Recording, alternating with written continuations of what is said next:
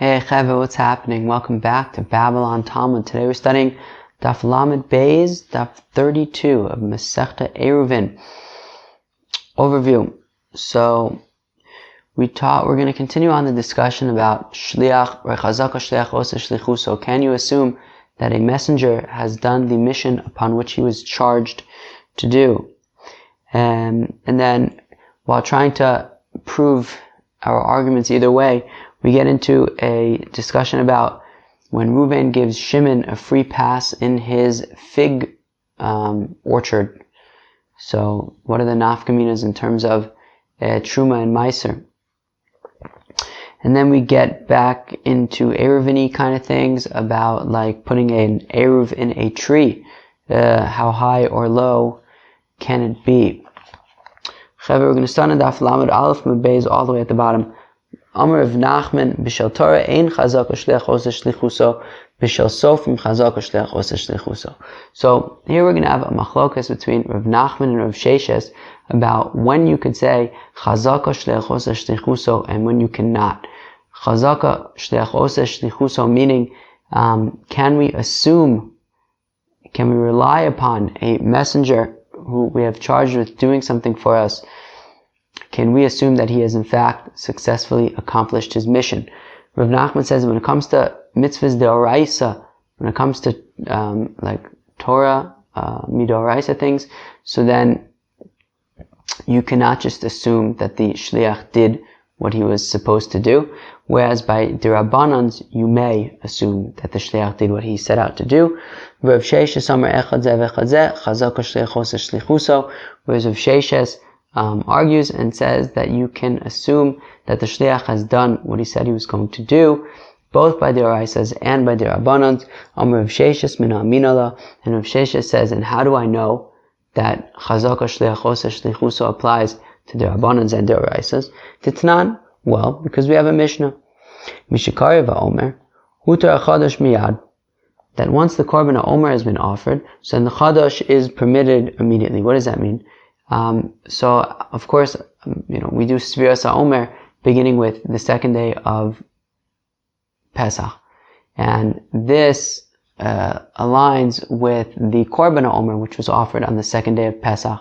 It was a barley offering, a Korban Mincha, a barley offering that was offered on the second day of Pesach. And once this Korban HaOmer was offered, well then any new grains from that year are now able to be eaten. Okay, until that point, until the Korban HaOmer is offered, the new grains of that year are still unable to be eaten. Once the Korban HaOmer is offered, the new grain from that year, that grew that year, is now able to be eaten. So now the question is, at what point can we assume that the Korban HaOmer was actually offered? Let's see what this means. So, Mishikari va'omer hutar chadash miyad. So once the Korban HaOmer is offered, well then the chadash, the new produce, the new grain, well, not produce, but grains from this year, the chameshes minei dagan from this year are now permitted to be eaten. What do you do if you live far away from Jerusalem? Now, you can't know when the Kohen finished offering the Korban HaOmer. You're too far away. So mutar mechatzos hayom ve'elach. So already from noon, if you live outside of Jerusalem and you are unable to know for sure at what point the offering of the Korban HaOmer has been completed, so you can assume that from noon the Korban HaOmer is complete and you can now consume the new grain of that year. And Rav Sheshes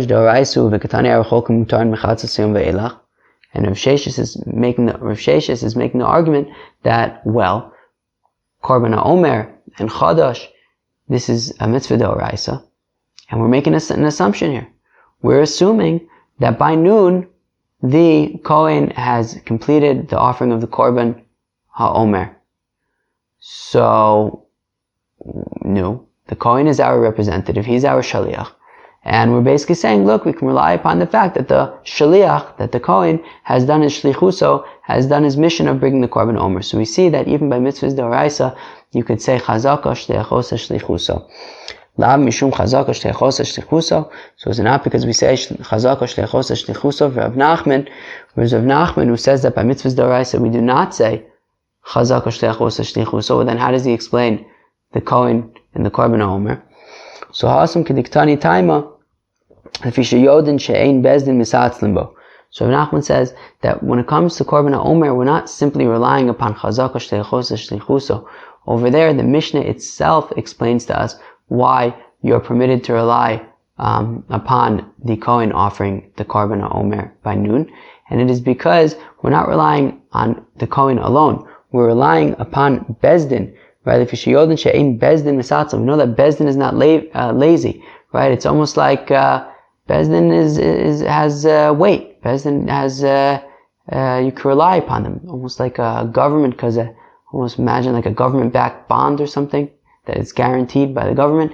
Here also, this isn't just a regular shmendrik who says he's going to do something for you, right? This is Bezdin taking on the responsibility of bringing the Korban HaOmer. So therefore, we can rely upon Bezdin, not simply this one Kohen Shaliach.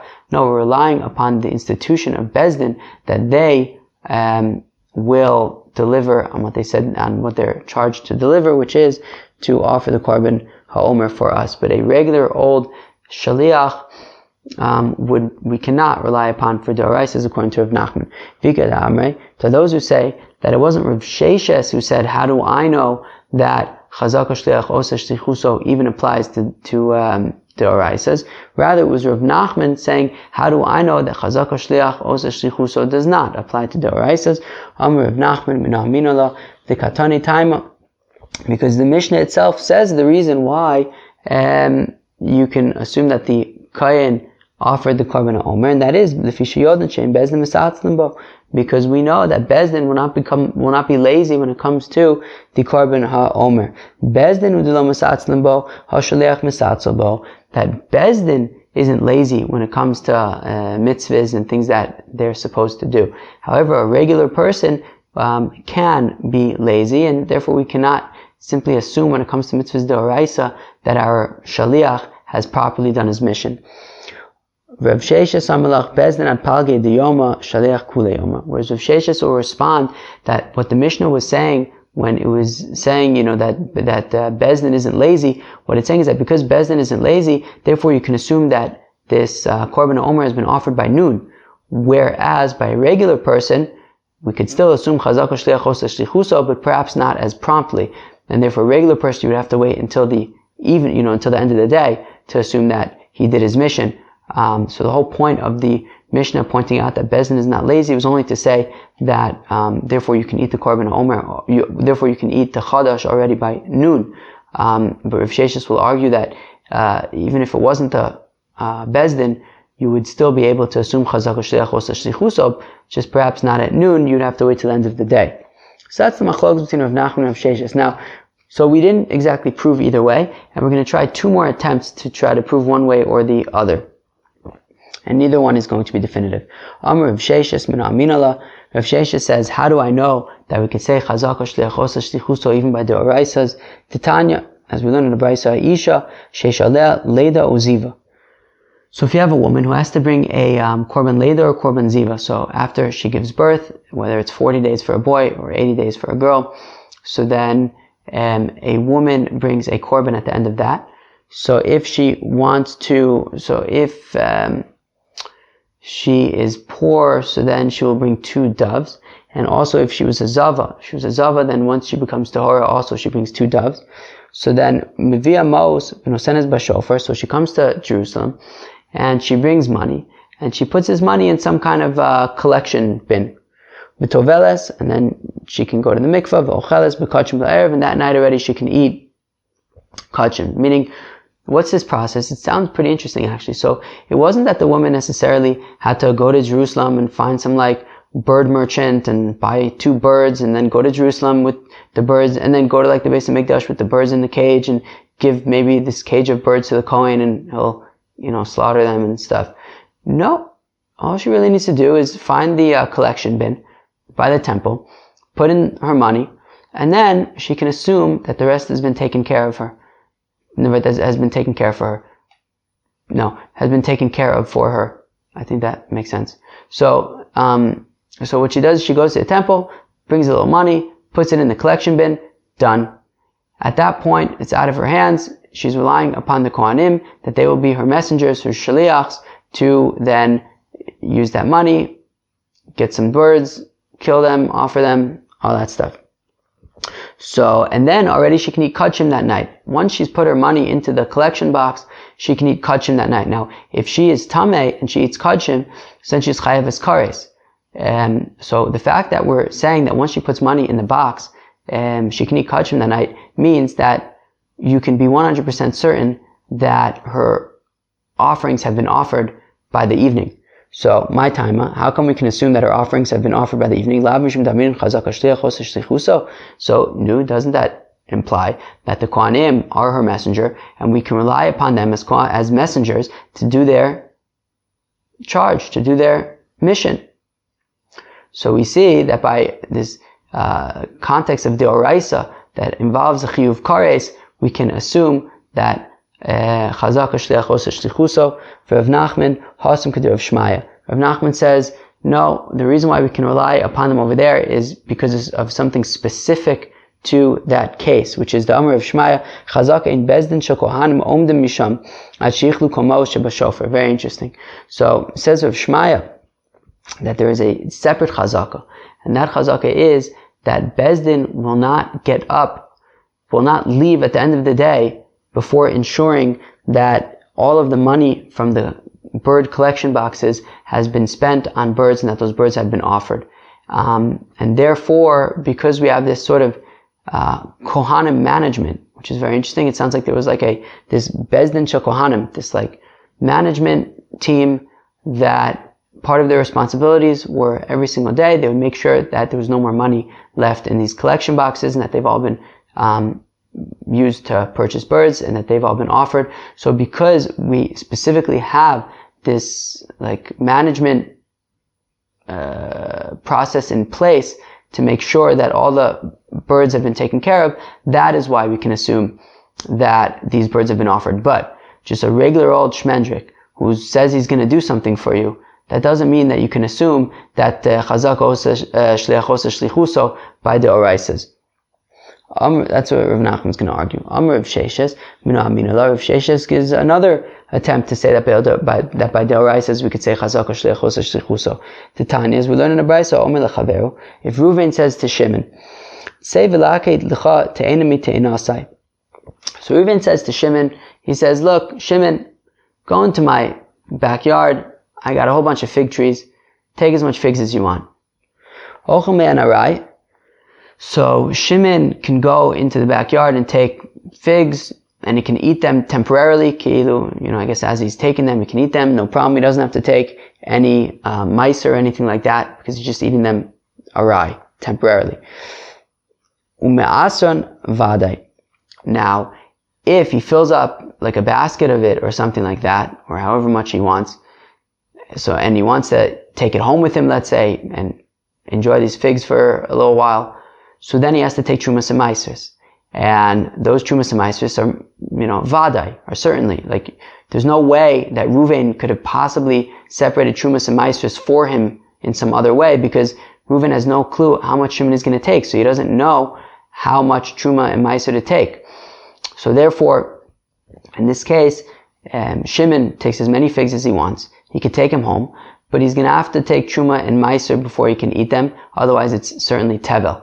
How could it possibly be that Reuven would be able to separate Truma and Maiser from this stuff that Shimon is picking? Because theoretically, and this came up the other day on Lamed and Beis, theoretically what Reuven can do is, he can, when he goes to separate his own Trumas and Maisers, so he could separate a little bit more to cover whatever Shimon's would be, even if Shimon's stuff isn't in front of him. Now that's not ideal, because ideally we say that, and this is going to come up in a few minutes, that ideally we say that you really should separate Truma and Maiser only from things that are in front of you, right? You shouldn't be separating Truma and Maiser from produce that's somewhere else. But theoretically, if Reuven knew how much Shimon was going to collect, he could theoretically separate a little bit more from his own produce to cover Shimon's, and that way Shimon won't have to separate anything at all. But in this case, since Reuven only said to Shimon, hey, Shimon, go into my backyard where there's fig trees and take however much you want, well, in that case, Reuven has no possible way of knowing how much Shimon is going to take. Therefore, there's no way that he could have separated Trumas and Maasros for Shimon. Therefore, when Shimon gets home, he's going to have to separate Trumas and Maasros from whatever he took. However, if Reuven says, Malei lecha kalkalazo shel te'enim mitenasei, however, if Reuven says something slightly different to Shimon, he says, Shimon, here's this basket. Go into my backyard, you can fill up this basket with figs. Well, in this case, Reuven knows exactly how much Shimon's going to fill up, a basket's worth. So if Shimon is just kind of eating them as he goes, well, then he doesn't have to take any Trumas and Maasros. However, if he wants to take them home,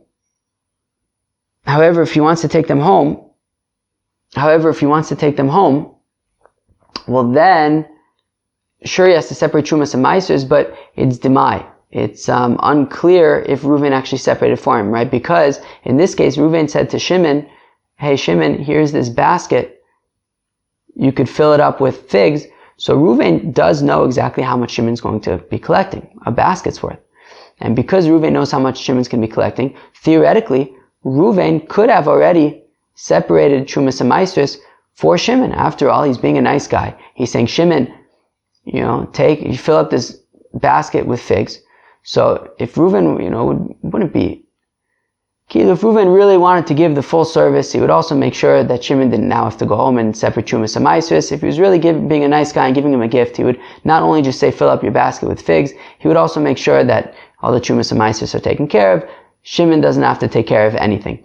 However, Shimon doesn't necessarily know this. He doesn't know if Reuven actually did or didn't separate Trumas and Maasros. Therefore, when Shimon gets home, he has to separate Trumas and Maasros, but only as if it was Demai. Only as if he's not sure if Reuven had separated for him or not. And the nafkamina is, when it comes to Demai, so he has to separate Meiser, that goes to the Levi. He also has to separate, theoretically, if it's years 3 and 6, Meiser Ani, that goes to a poor person. But the difference over here is that since it's Demai, it's unclear if Reuven separated Trumas and Maasros. Maybe he did, maybe he didn't. So then, Shimon can actually eat the Meiser and the Meiser Ani himself, because that would go to the Levi, and the Levi would say to him, hey, give me my Meiser, and Shimon would say, prove to me that I really owe it to you. And he can't prove it because we don't know if Reuven actually separated or not. So it's what's called a motzi mechaveru alav araya.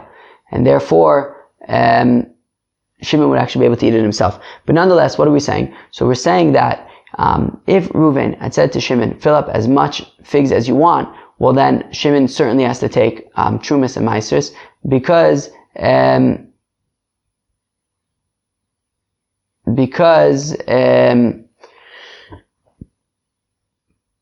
for sure Reuven didn't separate anything.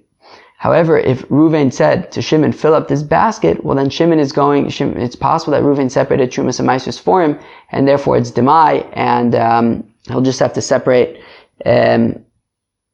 Meiser when he gets home as though it was Suffolk. But when do we say that Shimon has to separate Trumas and Maasros out of Suffolk? That is when Reuven is an Amma Aretz. What if Reuven is a Talmud Chacham? Then what? So Ochel ve'eno tzarich la'aser divrei Rebbe. So Rebbe's opinion is that if Reuven, however, is a Talmud Chacham, so then Shimon can eat the figs from this basketful that Reuven told him to take, and Shimon doesn't have to take any Trumas and Maasros whatsoever, because he can assume that since Reuven is a Talmud Chacham, right, Shimon doesn't have to take any Maasros or anything, because since he can assume that Reuven is a Talmud Chacham, Reuven separated Trumas and Maasros already, and therefore Shimon doesn't have to do anything. So Rabbi Shimon Gamliel Omer, but Rebbe's father, Rabbi Shimon Gamliel, argues, and he says, when do we say that Shimon has to separate Trumas and Maasros out of Suffolk? B'Ama that is only if Reuven is an Am Haaretz, Aval B'Chaver, but if Reuven is a Talmid Chacham, Eino Ochel Ad She'aser, well then, certainly Reuven did not separate Trumas and Maasros, because we do not suspect Talmidei Chachamim of separating Trumas and Maasros from something that is not in front of them. Meaning, Talmidei Chachamim separate Trumas and Maasros only from things that are in front of them, that they could see.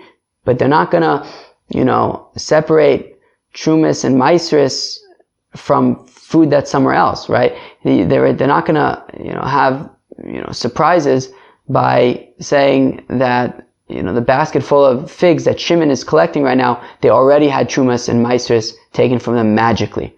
No, a Talmid Chacham doesn't do that. And therefore, if Reuven is a Talmid Chacham, then for sure, he did not separate Trumas and Maasros from Shimon's basket for him. And therefore, Shimon will certainly have to separate Trumas and Maasros, and there's no suffix, it's Vadai.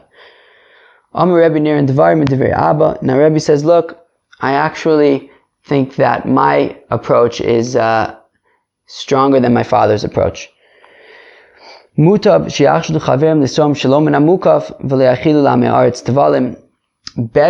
that we should suspect that Talmidei Chachamim are taking truma from produce that is not in their presence.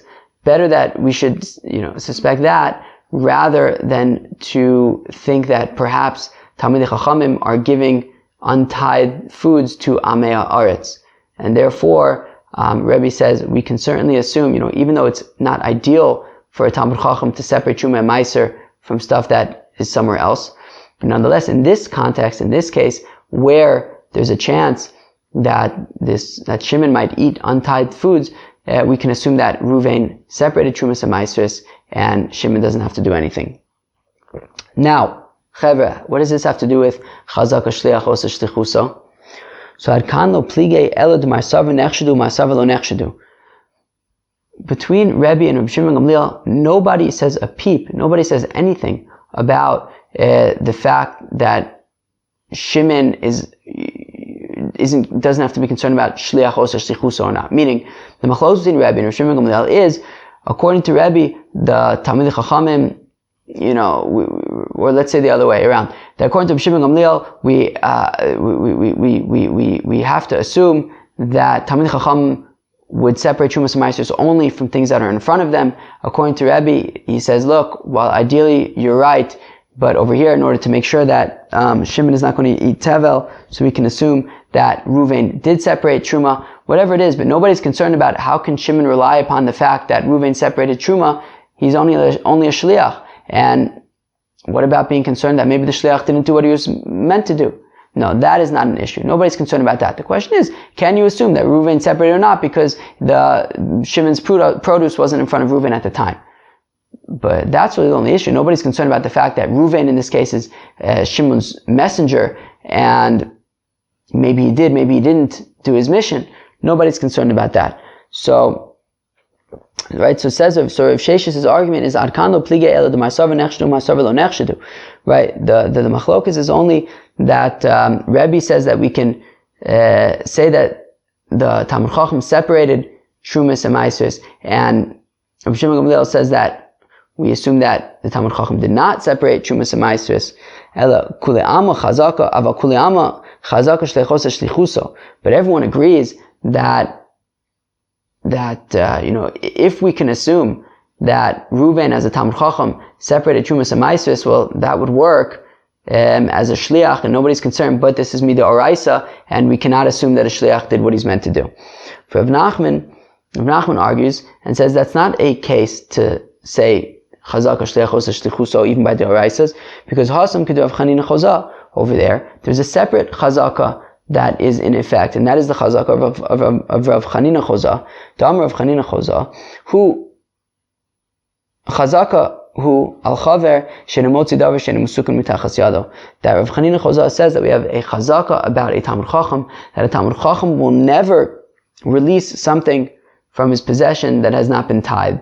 And for that reason, specifically when it comes to Talmidei Chachamim and Trumas and Maasros, we can assume that Trumas and Maasros assuming that they would separate Trumas and Maasros in terms of being separated min hamukaf or not, right? That's machlokes between Rebbe and Reb Shimon Gamliel. But aside from that, you can assume that any produce that is coming from a Talmud Chacham has been tied, and therefore, in general, Rav Nachman would argue that we would say that Chazaka Shleichos Shlichuso cannot be applied to the Oraisas. This is separate. This is special in that we have a special Chazaka by Talmidei Chachamim and Maasros that they're not going to have Tevel leave their possession. Amar Mar, we said earlier, so we said, when does Shimon have to separate Trumas and Maasros from this basket of figs out of Safek? If Reuven is an Am Haaretz. But if Reuven was a Talmud Chacham,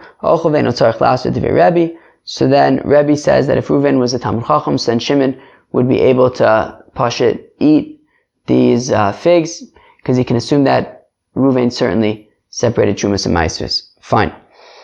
Now, the Gemara wants to know, Hi Am Haaretz de Ka'amar Leman. So we just said, okay, if Reuven is an Am Haaretz, so then Shimon needs to separate Trumas and Maasros from this basket of figs out of Safek. So Reuven's an Am Haaretz. What about Shimon? What's Shimon? So Yileim de Ka'amar Am Haaretz Chavre. So if Reuven, who's an Am Haaretz, is talking to Shimon, who's an Am Haaretz, and he's saying, look, Shimon, go to my backyard, fill up this basket of figs, right? And we're saying that Shimon needs to separate Trumas and Maasros out of Safek because we don't know if Reuven the Am Haaretz separated for him. But Ma'asron Demai, Mitzayis. So one second, we're instructing to Shimon the Am Haaretz that he should separate Meiser out of Safek. The whole point is that Shimon, as an Am Haaretz, is himself suspect of not separating Meiser, and that is when you need to separate Meiser. In this case, where maybe Reuven already separated for him, like now Shimon the Am Haaretz, we're telling him to separate Meiser. We're telling somebody who's already suspect to separate Meiser, and it doesn't make sense, right? So why would we be assuming that an Am Haaretz is going to be separating Safek Meiser? So okay, so rather it would make more sense to say that Reuven is an Am Haaretz, but Shimon is a Talmud Chacham. And what we're saying is that Shimon, as a Talmud Chacham, he should really separate Trumas he should really separate Meiser from this basket of figs that he's collecting from Reuven's backyard. Because since Reuven is an Am Haaretz, we don't know if he separated Trumas and Maasros. So therefore, Shimon, as a Talmud Chacham, should separate Trumas and Maasros himself out of Safek. Okay, fine. But the problem is Ema Seifa. But if we keep on reading, what did Rebbe say? Nirin divar mi divrei Abba. Rebbe said that I prefer my approach to my father's approach, or my approach to say that if Reuven was a Talmud Chacham, then certainly he separated Trumas and Maasros. Because mutav she'ashtu chaverim l'trom shalom and amukaf, better that we should assume that Talmidei Chachamim are separating Trumas and Maasros from produce that isn't immediately in front of him, rather than feeding Amei Haaretz Tevel. Amei Haaretz, my bayahasam. What does Amei Haaretz have to do with anything? If we're saying that Shimon is a Talmud Chacham, and that's why he'll separate Trumas and Maasros out of Safek, well then, why is Rebbe saying that if Reuven was a Talmud Chacham, you can assume that he separated Trumas and Maasros, because he would never give Tevel to an Am Haaretz? But what do you mean? We said Shimon is a Talmud Chacham, and that's why he's separating Trumas and Maasros out of Safek. So I don't get it. Meaning, on the one hand, if Shimon is a Am Haaretz, so then why would we assume that he would separate Trumas and Maasros out of Safek? But if he's a Talmud Chacham, then how does what Rebbe says make sense?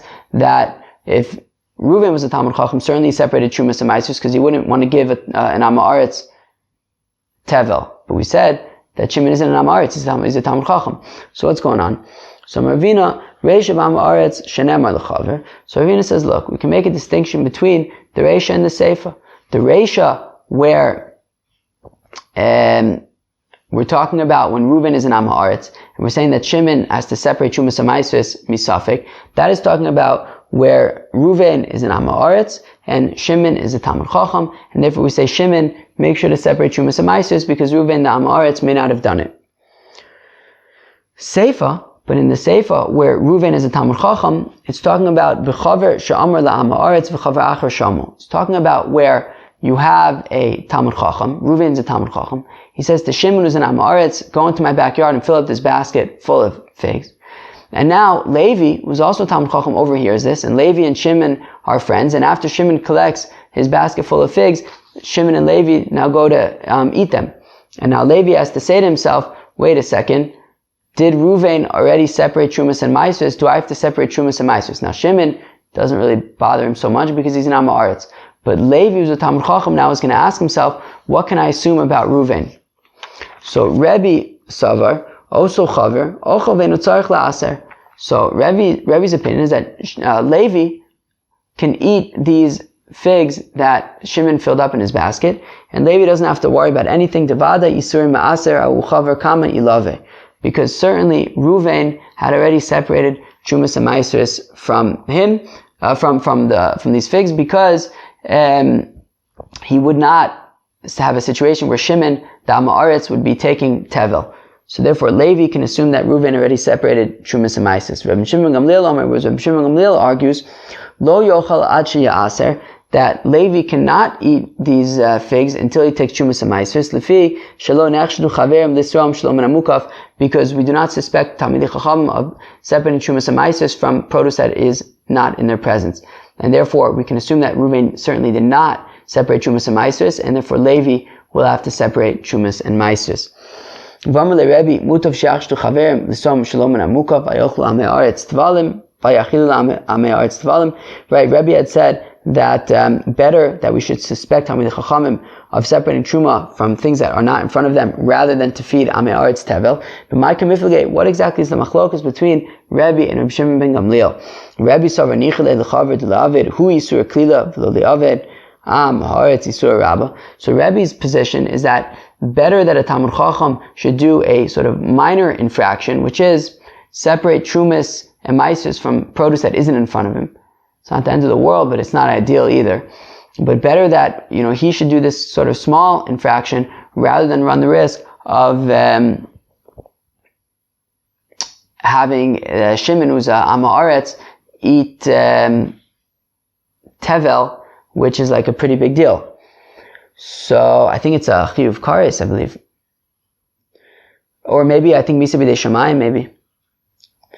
Rabbi Shimon Gamliel Omer Savar, whereas Rabbi Shimon Gamliel holds Nichele lechaver le'aved Am Haaretz Yisur Rabba v'Iyu afilu Yisur Klil le'aved. From the perspective of the Talmid Chacham, better that he should just stay away from anything. Shouldn't even do this minor infraction of feeding separating Truma Shelo min hamukaf. Avoid that whole thing, even if it means that this Am Haaretz might end up eating Tevel, which is a big deal. But let the Chaver just stay away from anything that would be unbecoming of him. And therefore, Rebbe assumes that the Chaver, you can assume that the Chaver separated Trumas and Maisus, whereas Rabbi Shimon Gamliel says that you can most certainly assume that the Chaver did not separate Trumas and Maisus. Alright, we're up to a new Mishnah now. Nisanu be'ilan l'mayla me'asar t'vachim ein ayruv ayruv l'mata me'asar t'vachim ayruv ayruv. So the Mishnah says that if somebody puts their ayruv tchumen in a tree, and he puts it in the tree above 10 tvachim from the ground, so we say ein ayruv ayruv, it is not a good ayruv. However, if he puts it below 10 tvachim from the ground, i.e. within 10 tvachim of the ground, well then it's a good ayruv, and we'll explain this in the Mishnah, in the Gemara. Nisanu babor afilu amuk mea ama ayruv ayruv. If he put his ayruv in a pit, even if the pit is 100 amas deep, so then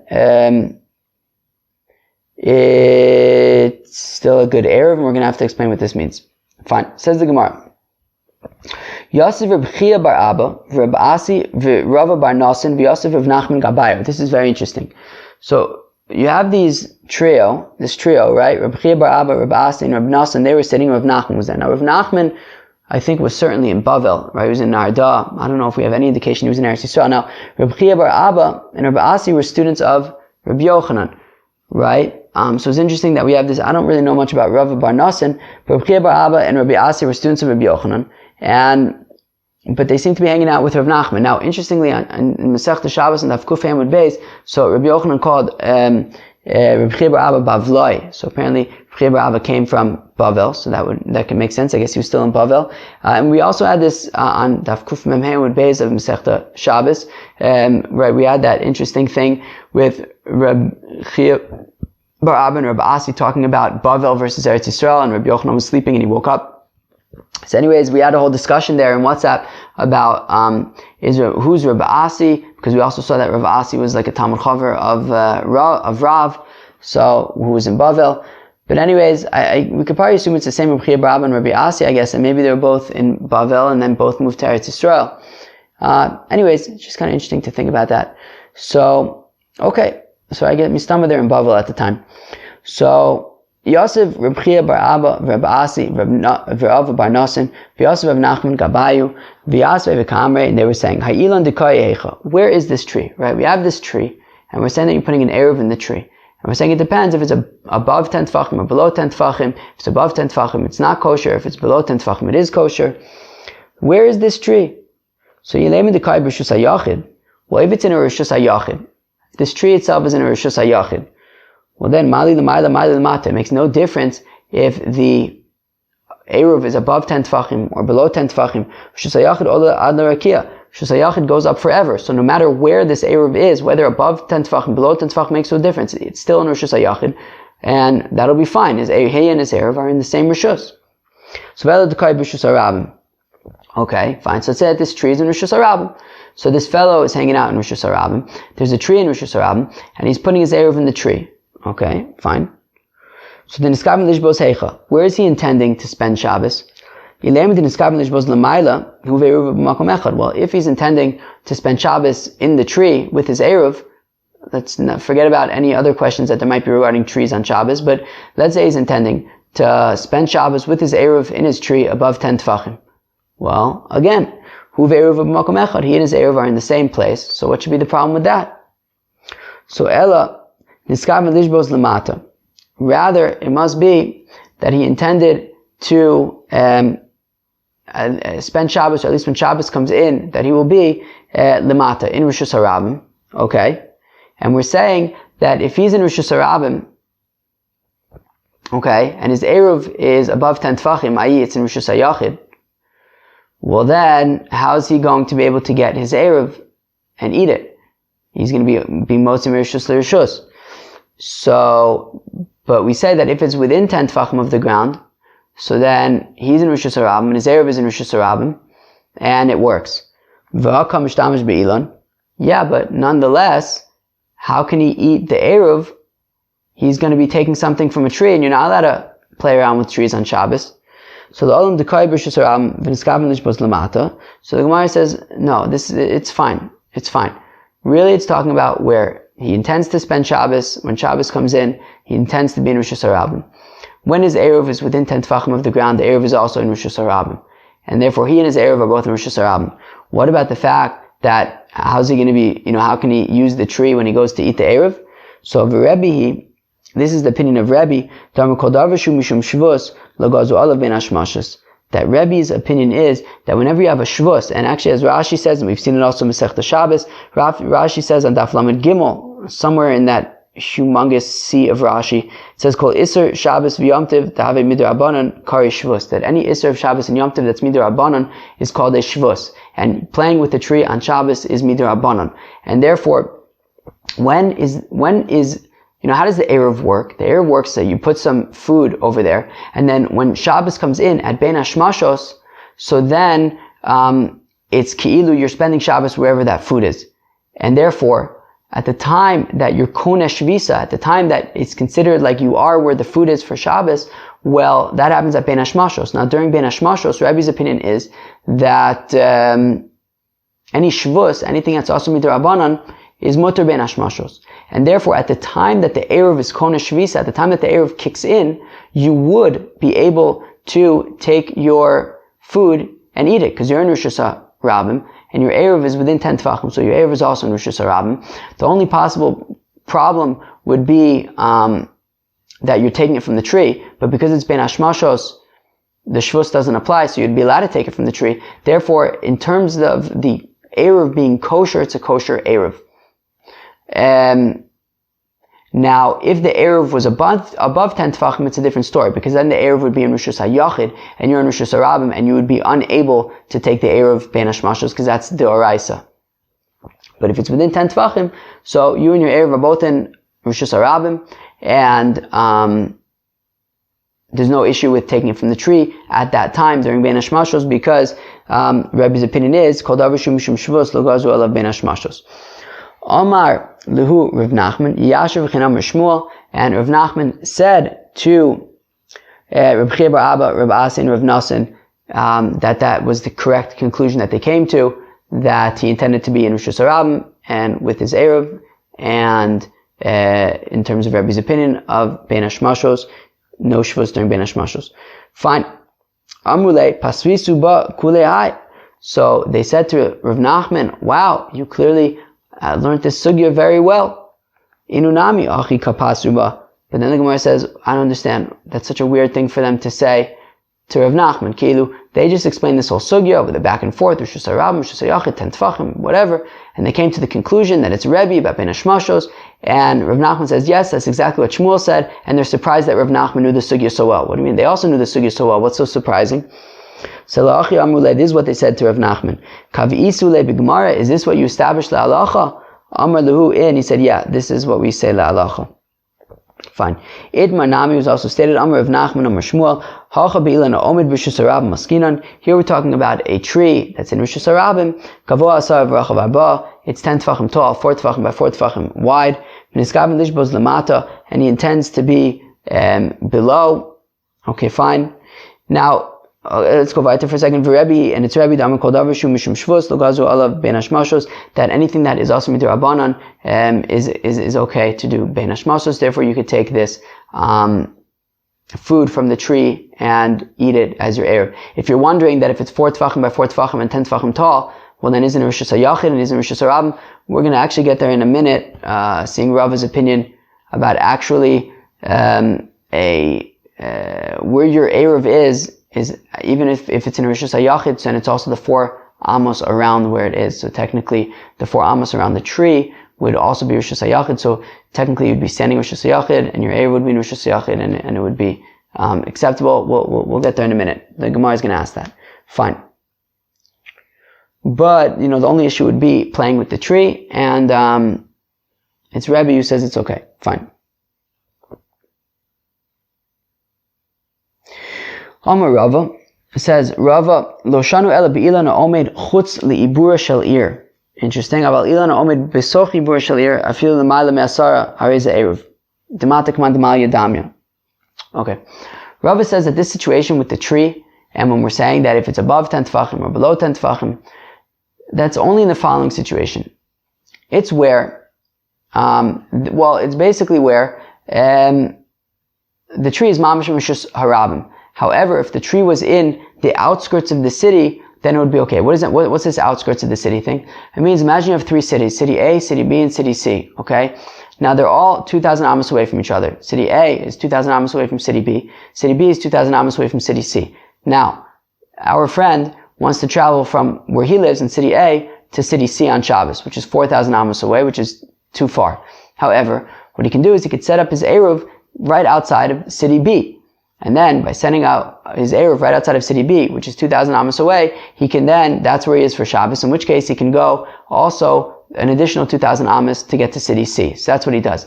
Now, the outskirts of a city are considered 70 2/3 amos outside of the city. So basically what Rav is saying is that if you have a tree within 70 2/3 amos of the city, okay, and this fellow were to put his ayruv over there in that tree, okay, so then even if it was above 10 tefachim, it would be acceptable, because we treat the city and its outskirts as if it was all filled up with dirt, and therefore we treat it, legabe the ayruv, as if he is actually on top of this big mound of dirt that's 10 tefachim tall, and so he's actually above 10 tefachim, and so is his ayruv. So it's ki'ilu, he and his ayruv are both in the same rishus. Yeah, what do you want me to tell you? This is what he says. So Rava says that if the tree is mamish in Rishus Harabim, so then yeah, that's what our Mishnah is talking about. It depends if it's above 10 tefachim, below 10 tefachim. He's in Rishus Harabim, it's in Rishus Hayachid. But right, what does the Gemara say? Amar Rava lo shana ela be'ilan ha'omed chutz li'ibur shalir. That this Mishnah is only by a tree that's mamish and Rishus Harabim outside of the outskirts of the city. Aval ilan ha'omed b'soch ibur shalir. But if the tree is within the outskirts of the city, so then afilu l'mayla me'asara, even if the ayruv was above 10 tefachim, hareze ayruv, it will be an acceptable ayruv. Demata kiman demal yadamir, because we treat the city and its outskirts as if it's all filled up with dirt, and ki'ilu, he's going to be spending Shabbos above 10 tefachim, just like his ayruv will be. Alright, fine. Yachi, the Gemara says, well, if this is the case, that we're taking into all these consideration, all these interesting ukimtas about ayrovs and filling up with dirt, well, chutz li'ibur shel ir nami, well, even if the tree is outside of the outskirts of the city, i.e. mamish in the middle of Rishus Harabim, well, kevin da amar Rava, because Rava, after all, said, hanosen ayruvo yesh lo arba amas, and this is what I was saying a minute ago, that somebody who places his ayruv somewhere, he also has 4 amas surrounding it.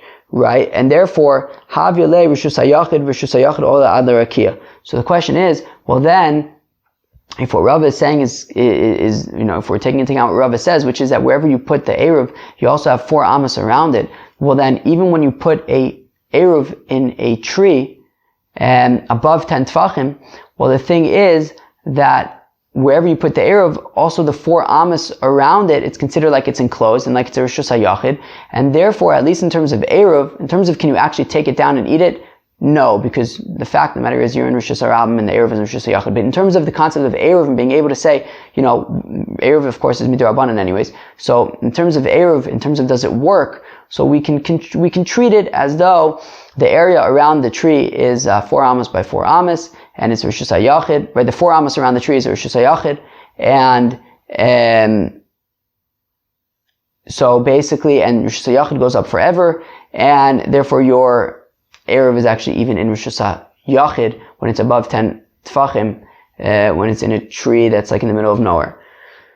So then what's our Mishnah talking about when we say that it's above 10 Tfachim? It's a problem. So you ready for this?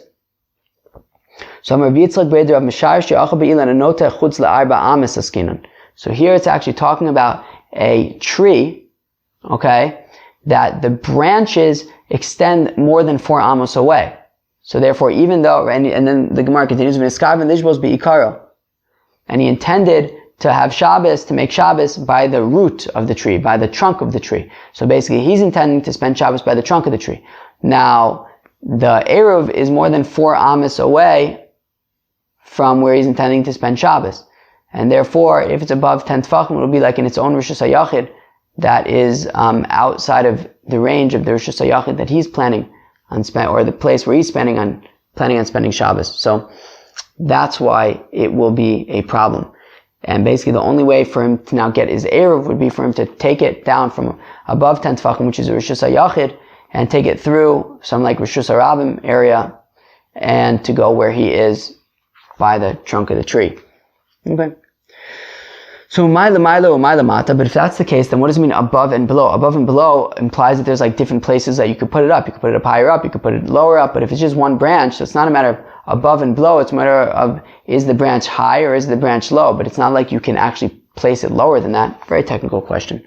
So the Hadar Zakif, so it's talking about a branch that like extends outward 4 amas and then kind of has a 90-degree angle after 4 amas. So there are actually, maybe not necessarily 90 degrees, but the kilo, it starts curving up after 4 amas. So it's like 4 amas away, but also there's like different parts of the branch, so you can theoretically put it on at different levels and different heights. Alright? So viha ibai maisila derech olav. So the Gemara says, yeah, but still, you don't necessarily have to take it down from on top of 10 Tfachim and bring it through Rishus Harabim to get where he's going, which would make it not a good Eruv. Theoretically, you could just climb up to where the Eruv is, and then kind of climb by way of the branches to where he is, I guess, at the tree trunk for Shabbos, and then he can avoid going through Rishus Harabim. And it's happening during Bein HaShmashos, so there's no problem with playing in the tree. So the Gemara answers, but if he does that, he's going to have to pass through some point which is 9 tfachim from the ground. And we said, right, it's like Ula said in Gemara Shabbos and Daf Ches, that Ula says that if you have a pillar that is in Rishus HaRabim, and it's 9 tefachim tall. 9 tefachim tall is a very convenient height for people to just kind of put down their bags on it. So we'll consider that to be Rishus HaRabim. And if you throw something Dalet Amos and it lands on that beam, you can be chayav for throwing something 4 amos in Rishus HaRabim. So we see that 9 tefachim would be considered Rishus HaRabim. So even if he carries it by way of the tree climbing on the branch, you would still have to pass the Rishus HaRabim, and you would be chayav. And therefore, the ayruv is not a good ayruv. Alright. That was the Daf Lamed Beis of Masechta Ayruvin. So we talked at the beginning about chazaka shleichos shlichuso. Can you assume that a messenger is going to actually accomplish the mission he is each charged to accomplish? So if Nachman says by the Rabbanans, yes. By the Oraisas, no. If Sheshes says both by the Oraisas and the Rabbanans, you can assume chazaka shleichos shlichuso. Now we had 3 different attempts to prove either way, and we failed at all of them to definitively prove either way, but one of them got us into a sort of interesting machlokas and discussion, which was when Reuven told Shimon he can take some figs from his backyard. So if he says fill up as much figs as you want, well then certainly Reuven in any situation could not have taken Trumas and Meiser for Shimon, because he has no clue how much Shimon is going to take. So therefore, Shimon can eat them arai as much as he wants. Just as he's picking them, he can eat them. But if he wants to take them home, he's going to have to separate Trumas and Meiser no matter what. However, if Reuven said to Shimon, fill up this basket that I'm giving you, well then Reuven actually knows how much Shimon is going to be taking. So theoretically, Reuven could have separated Trumas and Meiser for Shimon. So we say that if so first of all, again, if temporarily he's eating them as he goes, so then he doesn't have to separate anything. But if he wants to take them home, so then if Reuven was an Amma Aretz, so then Shimon needs to separate at least misafek. Fine. But if Reuven was a Talmud Chacham, so Rebbe says that you can assume that Reuven separated Truma for him. Because we have because we know that Reuven will not want to run the risk of feeding anybody tevel. Whereas Reb Shimon Gamliel says that actually we can assume that Reuven certainly did not, if he's a Talmud Chacham, he certainly did not separate Trumas and Meiser, because Talmidei Chachamim separate Trumas and Meiser only from what's immediately in front of him, not from things that are elsewhere. And then we got up into a new Mishnah about putting Ayruvs in a tree. And we said basically, if you're intending to spend Shabbos in Rishus HaRabim, so then if it's above 10 tefachim, so then it will be in Rishus HaYachid and you'll be in Rishus HaRabim, and that would be problematic, because how are you going to get your Ayruv out of Rishus HaRabim to Rishus HaYachid to where you are in Rishus HaRabim? However, if it's within 10 tefachim, so then you and your Ayruv are both in Rishus HaRabim, and that would be okay. And the issue of playing with the tree is not a big deal, because it's happening ben hashmashos.